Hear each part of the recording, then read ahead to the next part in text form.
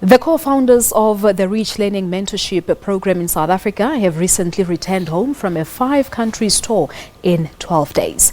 The aim of their tour focused on various issues including combating suicide, gender-based violence amongst the young people and depression. But joining me now in studio is Larry Goodin and Tiyiselani Mukhari. They are the co-founders of the Rich Learning Mentorship program. Good afternoon to you. Thank you so much for coming through. Good to see both of you again back in studio. Thank you for having us. Yes, and happy belated birthday to you. Thank you. So you were telling me off air that you had this beautiful celebration in Nairobi. Yes, the traditional African birthday celebration where we had a total of 60 to 70 kids. And I had an opportunity to be fed by a young girl who's classified as an orphan. And in the Kenyan traditional culture, whenever celebrating a boy or a girl child's birthday, wherever there's an orphan, you have an opportunity to be fed by that person in exchange for 12 years of good luck. Wow, that's beautiful. But the pictures that I saw on your Facebook page, we'll talk about that a little later on. Yes. Let's just remind our viewers about Rich Learning Mentorship program. What is it all about?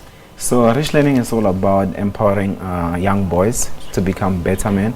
But most importantly, we know that when you save a boy child, you save a girl child as well.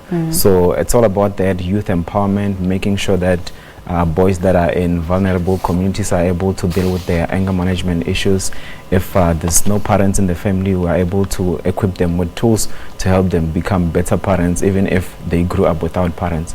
So we focus on a lot of things, social emotional learning, anger management, peer pressure, substance abuse, and domestic violence. Yeah, but I mean, we've seen a number of violent activities amongst our young people in South Africa. Recently in schools, they're stabbing one another. There's a whole lot of this chain of violence that's taking place in our schools. How are you playing part as you are targeting the boy children?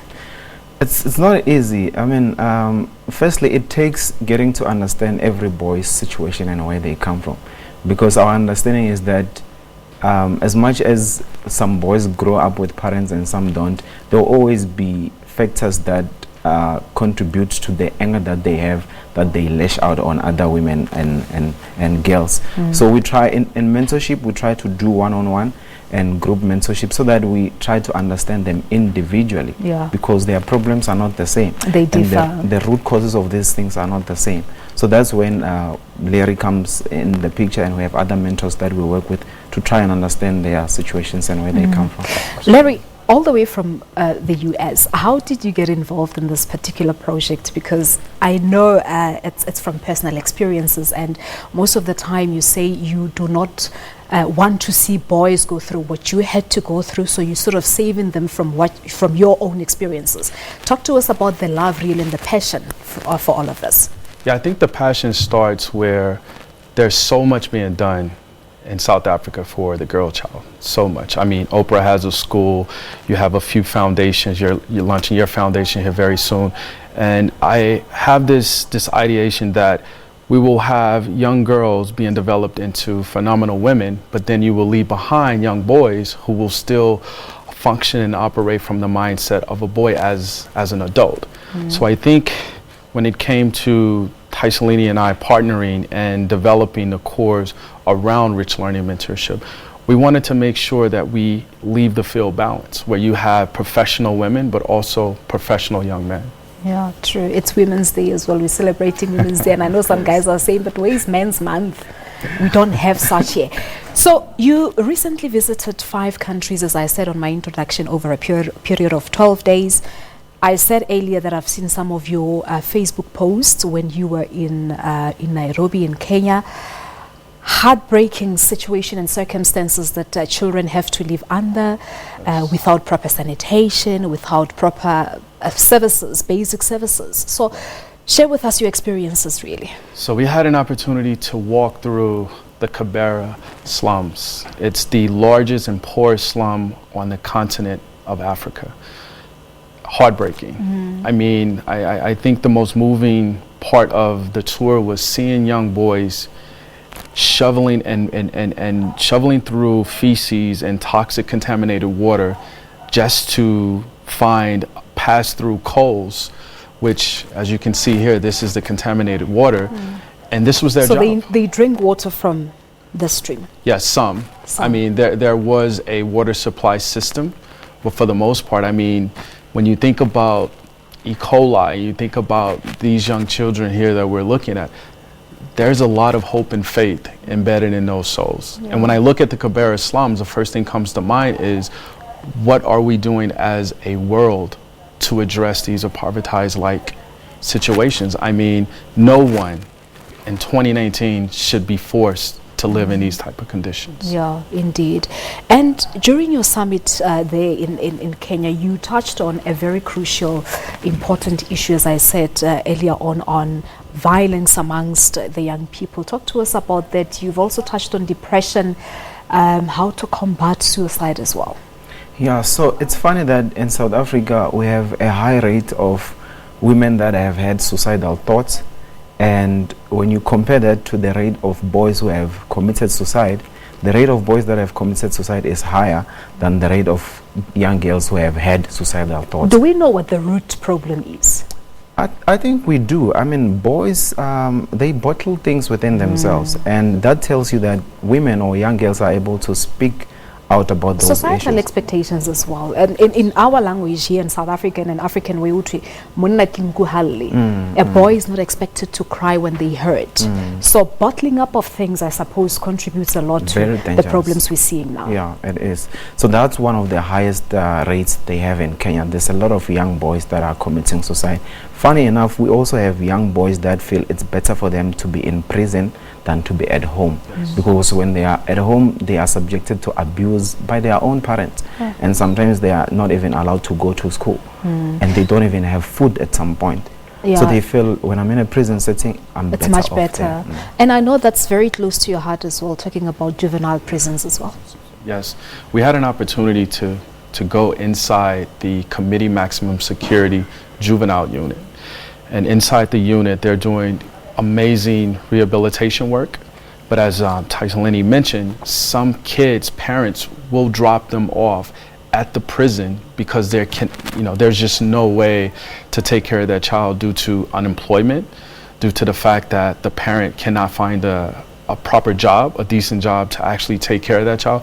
But most importantly, some of the kids who are in the committee prison give up their freedom because life on side of the prison is better than the life on the street. But being in prison at the same time may also mean the end of their dreams. Yes. When they're incarcerated, because obviously there isn't much that you can do. Absolutely. I think the warden is doing an excellent job of rehabilitation based on the feedback that we were given during our tour. The majority of the kids have an opportunity to learn how to do mechanic work. They're learning farming, agriculture. They're learning how to sew. So when they do walk away after their 4 or 5 month, walk away with some skills. Yeah, they do walk away with some skills. So they can be able to sustain themselves. So in a few hours' time, you're jetting off back home? Yes, I'm back off. What are you taking with as you leave the African continent with everything, the experiences that you've seen throughout? What are you taking with as you leave? I walk away knowing that we've replanted seeds, and young people now have encouragement within themselves. When you look at R.W. Fick Secondary High School here in Johannesburg, South Africa, that's where the I Dream Summit will be held.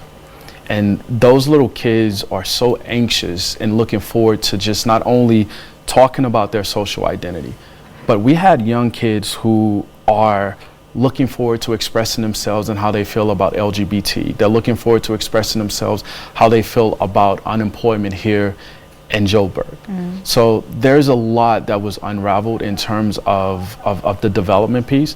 But as Tiyiselani mentioned, this is all life's work. Yeah. And as long as we have an opportunity in myself, because I'm American, but I consider myself to be South African because my heart is here with the kids. And I love it. Yeah. And what do we do in the meantime? I mean, how do we change the status quo? I mean, it's not something that will change overnight, obviously, but how do we contribute as South Africans watching this interview and hearing about all these horrible stories that our children have to go through?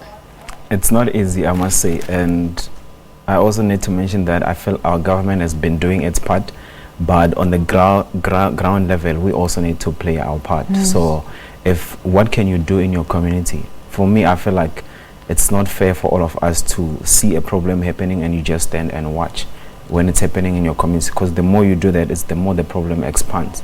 So we are just trying to do the best that we can, but if each and every person in their community can play that small role, it would make a big difference. I had a guest recently here on this show who was basically saying, listen, if all the professionals could go back to their primary schools, could go back to their high schools and adopt, even if it's just one learner, that would make a huge difference. Absolutely. And I think also is many times we look at resource constraints as the number one reason that we don't go in and address those issues.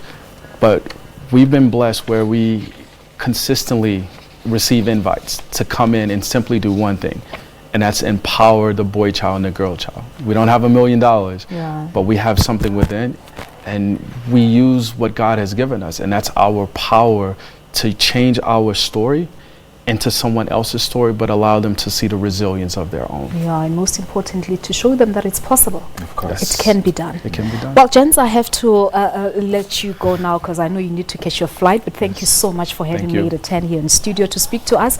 We wish you everything of the best as you stay behind and take on this mission of mentoring young boys in South Africa. I hope to see you guys again next year in March. Thank you so very much. Thank you. All right. Well, there you have it. The co-founders of the Rich Learning Mentorship program, Larry Goodin and Tiyiselani Mukhari, talking to us about this program, but most importantly, their tour to the 5 African countries in a period of 12 days.